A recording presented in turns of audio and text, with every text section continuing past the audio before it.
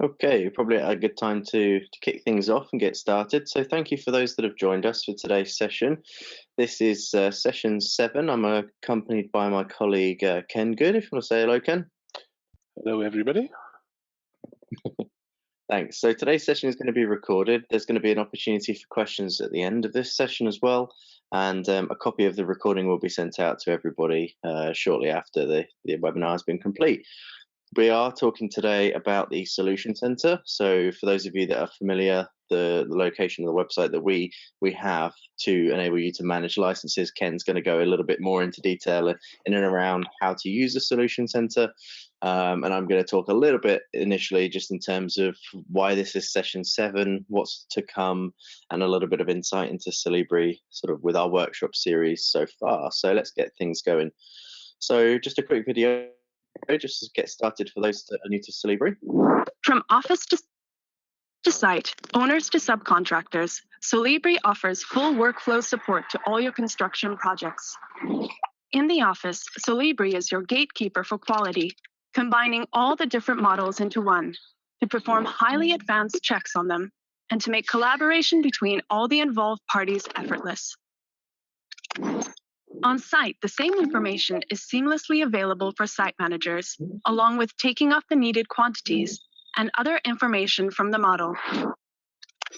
For the subcontractors and other involved parties, Solibri allows all stakeholders to view the model anywhere, anytime, and get the information they need to get their job done.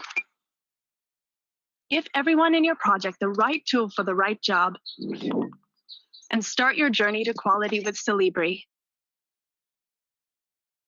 Cool. I'm hoping that wasn't too loud for everybody. I've had a bit of an issues with the volume, so hopefully I didn't just blow your eardrums. But it's Ken and I. I've already mentioned just who's here today, but Ken will be able to talk a little bit more in a short while. So thanks again for those joining us. In terms of our agenda, I've mentioned this already. We're going to do a demonstration of the Solution Center for those that are keen to learn a little bit more about how it works. If you haven't seen them already, then this is our 7th session. The previous sessions included a general introduction of what the series was going to be about. We did information takeoffs, we did classifications, we did model checking in 2 parts, and then we did a Kobe extension introduction for those as well. So if you do want to catch up on any of those sessions, rewatch them, they're all on YouTube. You can get your camera out. You don't need an app or anything. You can get your camera out and scan that QR code on screen, and it will take you to the YouTube playlist if you want to view those and watch those. You can also follow the link on the left, but I don't expect you to write that out. So that's the where we're at to so far. And today's session is all about the Solution Center. And the reason why we're doing it in this sort of fashion and this order is because we put out a feedback survey for everybody way back in probably April time, I think it was. And we said, what do you want to learn more about? And we don't really want to stick to our own agendas. We want to hear what you want to learn about. And that's the whole reason why we've done it in the order that we've done it in. It's not asymmetrical to our typical software workflow, but it does actually help people to just pick up the things that are most important to them. And today, management of licenses and users is one of the things that's been quite critical. So here was the list of all of them. I'm just going to move this off my screen. Here was the list of all of the sort of general areas that people were really keen to learn about. And we've covered off a vast amount of them so far. Just because we're in October of 2021, Q4 now, doesn't mean we're going to stop. And we might very well put out another survey to, January, February time and say, what's our plan for 2022 with this series? We want to continue it. We've had fantastic feedback. So as you can see, the next category is user management in the Solution Center. We also have asked people if training has become quite an important part of their journey with Solibri, and it seems that is continually growing, and people want to come back to us if they've been on training before or become certified for the first time in the basics of Solibri through to the advanced sort of content of Solibri Office. So if you are interested, we are running some classroom courses in this month and next month, which is showcased on this slide. You can get a general feel for what's covered in those training courses, but generally speaking, it's the best way to really get confident in how to use the software. The dates are on screen, Tuesday and Wednesday, 26th and 27th for the fundamentals. If you're using Solibri Anywhere, it's also great to join the fundamentals because it does talk a lot about the functionality in Anywhere and then beyond into Solibri Office. But the advanced is all about rule set creation, utilization of classifications, that sort of thing. So let me know if you're interested in that, and I'll get you booked on. Spaces are actually quite a few, are really popular, so just let me know. But let's talk a little bit about our product family. It kind of guides us into what the solution center management is all about, what software you're managing, what sort of license pools you're in. So for those of you that are using Solibri Office, you'll be familiar with the workflow there, but I will elaborate on that for those that don't. Solibri Anywhere is our free product. You may have downloaded it from our website. You may have been given access to it from an administrator within your company, but it's the model viewing tool. Solibri Site for those that want to take quantities or information out of the model. And then Solibri Enterprise, which is really just the product family that we have on a scalable basis for large amounts of users. So this is a breakdown. I'll share this on screen in the content of the recording. Feel free to screenshot this if you do ever want to come back to this and look at what functionality is available within each of those products. But fundamentally, when we're talking about Solibri Office, we're talking about data validation, model checking, and quality assurance. So for those of you that are a customer already and working closely with us, then you'll be aware that there is always local support, and we don't just leave you to run with the software. We do always offer this hand-holding exercise of sit down with us, talk to us about what you want to achieve with the software. And training is a big part of that. Local support with our technical team and myself as your account manager locally to the UK and Ireland. We've revamped our website now for all the online help, so feel free to jump on there if you're looking for certain categories. It's great to be able to just search something like classifications and see a list of all of the sort of subjects and topics that are covered in certain articles just surrounding that item. So that's all been revamped for you. And then naturally, if you've ever got questions about sort of the support and service agreement that's included as a part of your maintenance, then happy to help with that as well. So just a really quick recap on this, and we actually show this every time because we really want to nail it home what the workflow is and why some of these key parts of Solibri are integral to be able to get a lot out of the tool. So as some of you already know, OpenBIM, IFC, Industry Foundation Class, BCF, BIM Collaboration Format, COBie, I speak about it a lot. But basically, these open file formats just enable us to open more doors than close them. We want all stakeholders on a project to be able to access data and the information in the models. And that's exactly why Solibri works in that sort of mentality, in that workflow. So we're not going to limit ourselves to any authoring tools there. Once we've got our IFCs, we can combine them, we can federate in another word, and bring those IFCs into Solibri and create our project, visualize it, navigate your way through the model, use VR headsets, video game controllers, that sort of thing. Just a sort of general understanding of what you're actually looking at when you've exported to IFC and imported that into Solibri. But where Solibri comes into its own is the classifications, the checking functionality to be able to categorize things with classifications, both spaces and components. And you can really use classifications as a wide array of different benefits. If you just jump back to that classification video we did as either video 3 or 4, it really does go into detail on exactly how that works. But for checking, as I'm sure this sort of self-elaborates on what it is, we are looking to do rule-based checking in our models to make sure that they are fit for purpose, and we can be confident at our delivery phases of the information and the actual results of what we're trying to produce. We can define those checking processes through our rule set manager. But what we're really trying to do here is identify issues, problems, and de-risk the project so that our costs are low and our reputation is high. We can categorize those real and potential issues based on severity. That sort of encapsulates the initial part of Solibri Office there. But there's no point in communicating or delivering unless that sort of process is in place. So when we get to communicating, we really want to highlight the problems that we found. We can use the BCF Live connector to integrate with issue management systems in the cloud now, or we can send BCF reports off, Excel reports off, Clash reports, that sort of thing, if you wanted to do it that way. We have very recently hosted a webinar talking about the new rule set development to do with fire stopping rules and egress analysis. And there's some really exciting things to come if you are up against it and have a challenge in front of you to do with fire stopping and how you run checks for those regulations and compliance. So do let us know if that interests you. We have got a group of people that are engaging with us on the sort of specifications and requirements across the industry, and we are basing some of the development work we're doing on that user group. So do let us know if you are interested, and we'll make you a part of it.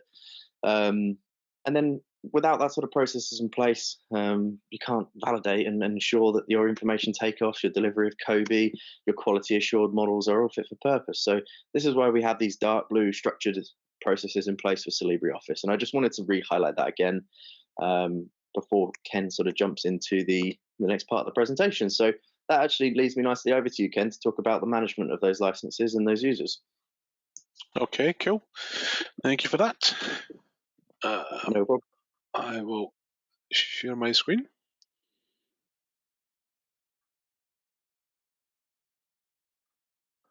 There we go, that should have switched over. So yeah, so as Isaac said, I'm going to talk about the Solution Center, and really the Solution Center is the backbone of Solibri. Without the Solution Center and without the ability to manage the licenses, there would be no Solibri, or there would only be Solibri anywhere. Probably not that without the Solution Center either. That's a different story. But anyway, that's what we're going to look at today, and the focus really is looking at what we do in terms of Solibri Office or Solibri site. It's a similar sort of thing. So the actual content I'm going to talk about here is, if I could get my mouse on screen, there we go. What we're going to talk about is just what the Solution Center is, a little bit of background there. Then we'll look at the product view, because there's two sides to it depending on what type of user you are. Then we'll look at the admin view, go through a few bits and pieces in here. Some of these are pretty quick to run through and there's not a lot to talk about, but a really vital one in terms of user management. And it's a step that's often missed or skipped or bypassed by people, is this assignment tab, which I specifically will draw your attention to when we get to that point. So in terms of the Solibri Solution Center, what is it? So it is the whole back office to your Solibri company account. It's where you manage the users, it's where you assign the licenses, it's where you assign the extensions. There's a whole load of other bits and pieces we can do as well, but essentially it's the whole license and account management for Solibri. It's cloud-based. You can access it remotely from anywhere, virtually from any device and any browser. I wouldn't particularly recommend. I've done it on my phone, but it's not particularly easy. Like a lot of form filling and things, it's easier done on a machine-based browser, but theoretically you can get it from anywhere, so it's useful that way. The address is just solution.solibri.com, and that takes you into the front end where you sign in. So in terms of that sign in, you use an email address. So if you're first setting up an account, you'll provide an email address that will be the initial admin that sets up the account and may or may not be a user, but certainly would be the administrator. You can only use an email address once with one Solibri account. So I've probably got accounts on a couple of different Solibri accounts, but for those I have to use a different email address because everything ties back to your main username and password. If you forget the password, one of the things when you launch Solibri, and if you try and sign in at that point, if you forget the password, what you do is you come back to the Solution Center and you'll see on screen in the screenshot there is a little forgot password button, and all you do is give that a click. It'll take you through the steps to reset the password, verify who you are, all that sort of stuff, and then get you back into your account. We do from time to time get problems signing in. The most frequent one we had for a little while was a multi-factor authentication error, which actually there is no multi-factor authentication with the Solution Center at the moment. It was actually a fault between the various different back office platforms that provide the platform of the Solution Center itself. So if ever you see an MFA error message, usually what that means is that you have made a mistake in your email or password, because that's what prompts it to throw up and give you that particular message. So if ever you get that, double check your credentials. Other sort of things to do, we do get problems from time to time where corporate security steps in and blocks access to the Solution Center and some of the other resources and bits and pieces we have. In terms of Solution Center, the usual things we try is to use incognito or private mode. So just a different type of tab that doesn't load stuff in the background. I'm not into the full technical side of exactly what these different types of tab do, but very often that will get around those issues that are causing blockages in the first instance. The other thing is just to use a different browser. I'm on a Mac here and I've got a range of probably the four main browsers, so Chrome, Firefox, Edge and Safari, and I'll jump out to a couple of them and in a minute's time when there's a couple of bits to talk about. However, if you go through all these things and you're still having problems, rather than spend ages trying to fix it yourself, just drop an email to support@solibri.com and it's a good idea to list your username. I was going to say your password, but that's not a good idea, no. But certainly give the email address that you're trying to sign in with, because we can then check the account. Another time that we do see this MFA message appear is when somebody tries to sign in, but they haven't actually completed registration, because on registration there is a process that has to go through to formalise the account related to that email address. So any problems, drop an email to support and somebody will be able to help out. In terms of once you actually get into the Solution Centre, what you see initially is this thing called the product view. That will vary depending on if you are just a regular user. So this screenshot here is just a regular user page, and this one is an account that an admin has access to. And the difference, or the giveaway, is the fact that the admin has the option to go to the admin view. They are on the products view, whereas the regular user is just on the products view and they don't have any choice to go anywhere else. Generally speaking, if you are just a user, then this is what you need, and you don't need to worry about anything else. So there's a couple of other differences beyond that. Depending on the type of software you have or the type of license you have, whether you're using the viewer, which is Solibri Anywhere, and if your account is just a Solibri Anywhere account, then you have fewer options because you don't have downloads for Office or commercial. Office or Site. Those are the commercial products, and there's also variations depending on what you've actually been assigned by an administrator. So if you're a user, in this case, this user has not been assigned a license of Office or of Site, so they can't actually use these bits and pieces. So a couple of bits just to show. If I jump across here, this is now Safari, and because I've been talking too much, it's signed out. Brilliant. But there we go. This is Safari, and this is it's a limited account. It's just a demo account that I use for doing some of these bits and pieces. And a couple of things I just wanted to talk about and show. You'll see we have Solibri Office, Solibri Site, Solibri Anywhere. Anywhere is a download. Office has an option to download earlier versions up to, each of these is the latest supported version. But in actual fact, for 9.10 or for 9.12, and with Anywhere in particular, these all actually download exactly the same piece of software. So although Isaac showed the comparison chart earlier on that showed the product family, in fact, there is only one piece of software, and this Solution Centre and the options that you are allowed or not allowed to use determine which product you can start at any point in time. So you can download any one of these three. It's all going to install the same thing in actual fact.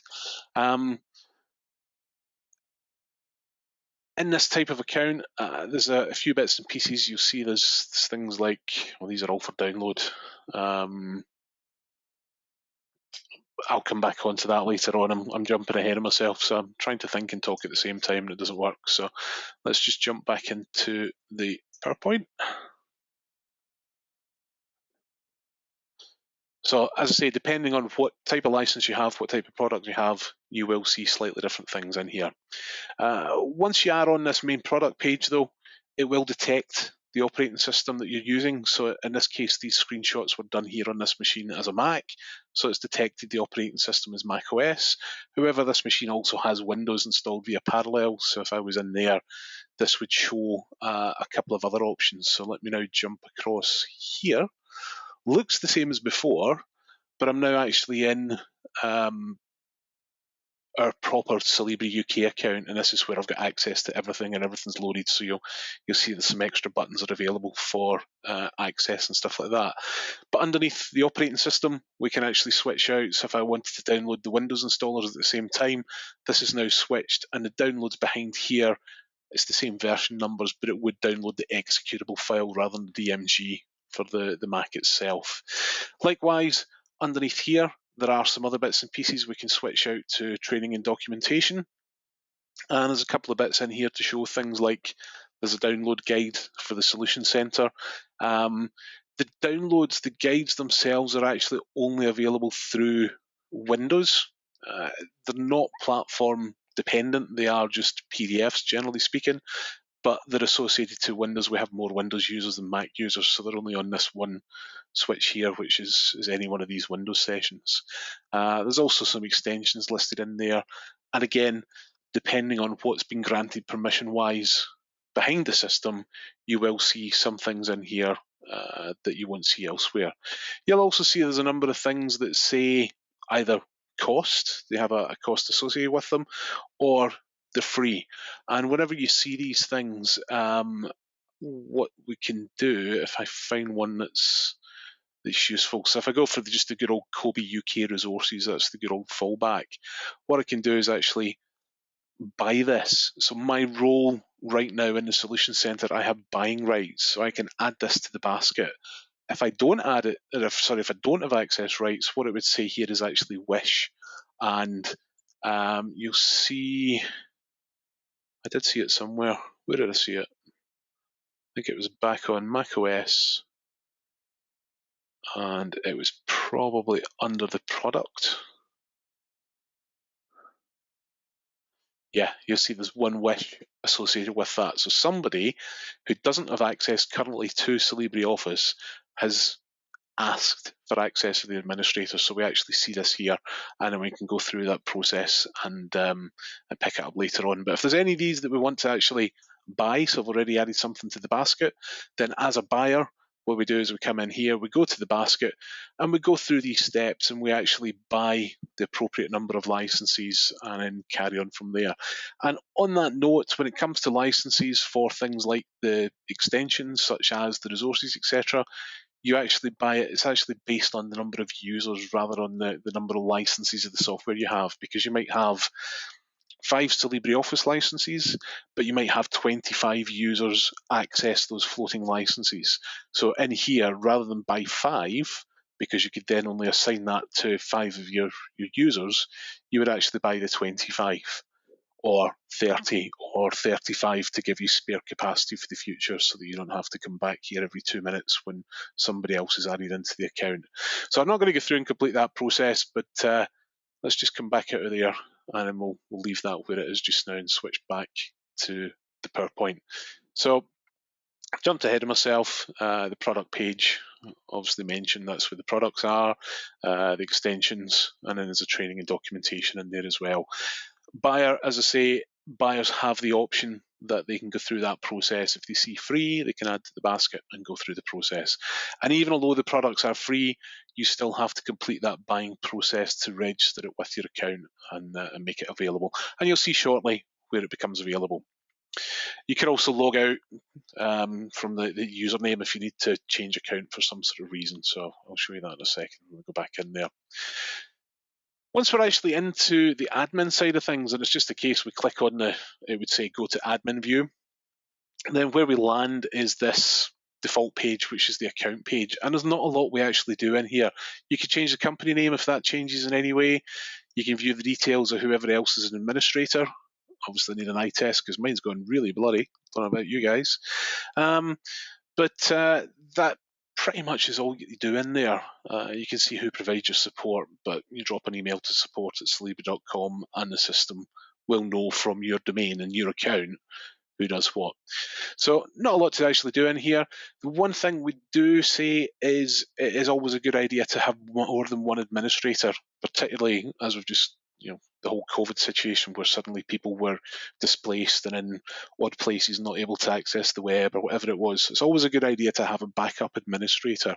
And that can be an open email address that's maybe an IT department, have a few people that can use those credentials to access the system.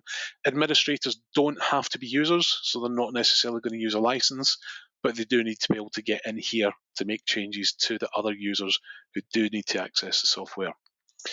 The main things we're going to do in here, we'll look at the user tab, we'll look at the assignment tab, that's a really crucial one, and then there's also stats at the end that we'll take a look at just to give you an idea of what sort of usage your software's getting. In terms of documentation, I've already briefly mentioned it, there is a PDF available. If you go in, as I say, you have to go through one of the Windows platforms, switch to training and documentation, and then when you scroll down, there is this option here to download the Solibri Solution Center admin guide.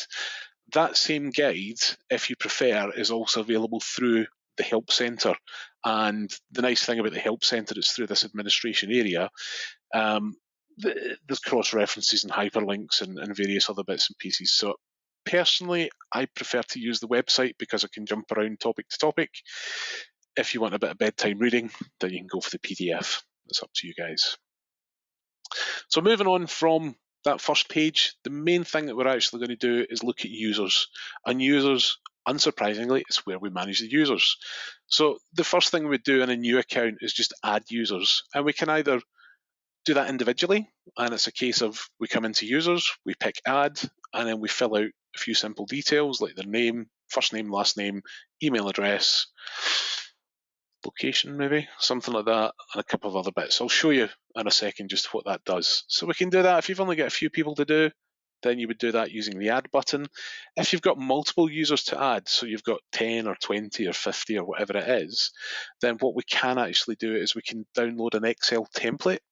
And what that does is give us the columns and allow us to copy paste from a big list somewhere, drop it back in, and then that file can be uploaded to populate the data in here rather than going through it individually. So it's nice and straightforward. Other thing we can do in here is modify users. So users come and go, so we have to deactivate accounts sometimes. Users change name, so we can go in and we can do those sort of things. Maybe reporting identity changes. Again, we can come in and we can either use the edit button if it's one or two changes, or if it's a whole bunch of people that have to be deactivated or reactivated, whatever it is, then we can use, this time we'd use export to Excel, which takes everything that's already in the list, takes it out to Excel so you can edit it and then re-upload it. So it's really pretty straightforward. A couple of bits and pieces, potential issues that we get from time to time. These are the common ones we get through support, but people don't receive the email invitations for whatever reasons, some sort of security blockage, whatever it is. So we always advise you go and you check your junk and your spam folders and have a look for any emails. Anything that comes from the Solution Centre, or only anything that comes from the Solution Centre comes from this no reply at solibri.com. So it's not any sales-based activity. It's purely of a technical nature from the Solution Centre. So it's a good idea to whitelist that email address if possible on your system so that you do get any messages. If you've forgotten your password, then again, go back to solution.solibri.com and use the forgot password button, and that'll take you, as I say, through the process. If a user exists on another account, so if you're an administrator, you might see a message from time to time. If I try and add, in fact, I can go and do it and just show you what it does. If I try and add myself to another account because I exist somewhere else, I get another message. But if you take your time to read the message, it does actually say, this user exists on another account, would you like to invite them, blah, blah, blah. And takes you through that process anyway. They get a slightly different invitation because they're migrating from one account to another, but essentially it's pretty straightforward. So if I jump to Safari this time and go in here to the admin side of things, as I say, the default page is account. If I go to users, this is a very clean, simple account. This is just an alias of my own email address that I've got set up for a dummy account. But if I want to add, we'll literally just pick add, and off it goes, and we just provide it the details. So beforehand, I need first name, last name, email address, and an idea of what pool they're going to go into. So this one will have Bob le cat, because we have a cat called Bob. Bob's email address is bob@home.com. Reporting identity can be known as Bob. We can then set a role. So is this cat a user? So they have to be a user. They can be an admin or they can be a buyer. So we don't want Bob having admin rights because that'd just be chaos. And we can then choose, are they going to use, which pool are they going to use? So we have no pools. And if we don't assign any pools, then Bob will only ever have access to Solibri anywhere. But if I want him to use Office, then we can use this Solibri Assist license pool. Likewise with site, I don't actually have any pools for site because there are no site licenses in this account, but we could set this, and if Bob's in a different country, then we can go off and we can go pick from a list and decide where Bob is. But literally that's it. So as I click save, actually I'm not going to go through with this because let's just do it, save it and see what happens. I don't actually know what happens when it sends an email to an address that doesn't exist, but if there is a Bob at home somewhere, he's just had an email. It sends email off. If I repeat that though, and this time try and add my own account, so just ken.good@solibri.com, because that already exists inside the Solibri UK account. So I just do Ken, we'll do bad this time, email ken.good@solibri.com. We'll leave the rest of that as it is, but we'll make that Solibri Assist. When I hit save, it does give this user already exists, but they already exist in another account. Do you wish to send the request to the user to be added to your account? So as long as you take your time to read that, all it's doing is giving you a little warning. You say yes, and it still sends the invite anyway. It's a slightly different worded email, but essentially what it's doing is inviting that user to leave their old account and move to the new one. So I'm not going to continue with that one. If, however, I've done all this and I realise certain things like Bob, we don't want to continue, we can actually deactivate that account. And it says, are you sure you wish to deactivate? It's going to remove certain bits and pieces. We have the choice there to deactivate Bob, and he's gone. However, deactivating is not deleting. It does say deactivate. So if I show deactivated users, then you'll see that Bob's account still sits there pretty much on hold. So anytime I can activate him again, and that'll bring him back into play, and you can set a license pool, and off you go, and Bob can be used for other bits and pieces as required. So that's that side of it. The other side is, as I say, we can export to Excel, or we can download an Excel template if we want to bring in a whole load of people, but I'm not going to go through that whole process here. So this account should be fairly clean right now. It's left, yeah, pretty much as I left it before. So that's the main bit. If we need to edit users, then we just pick edit, and it takes us back into that same dialog as before. So let's switch back to the PowerPoint.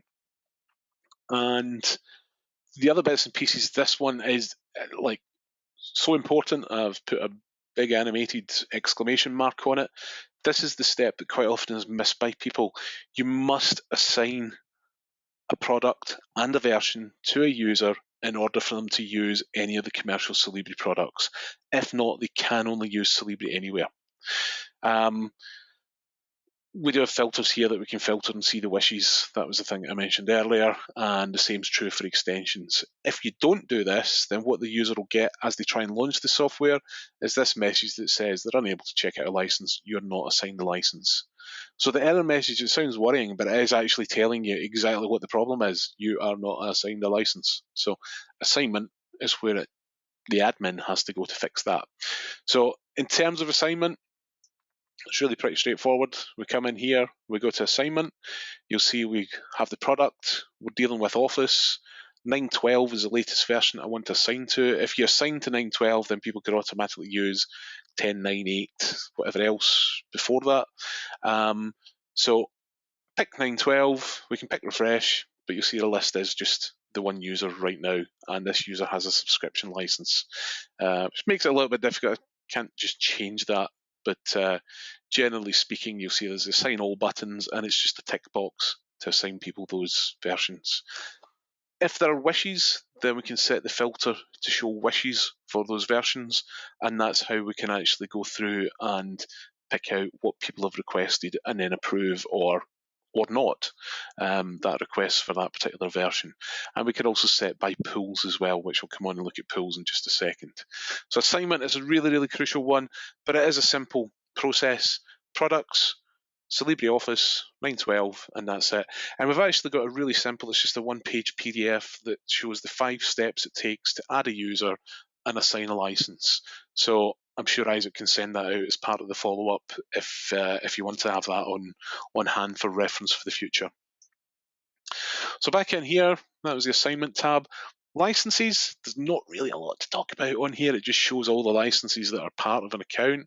So again, if I go back in here, the licenses tab, you'll see this account is very clean. It just has the one floating, one subscription. There's no assignments to the floating license because there's only one user right now.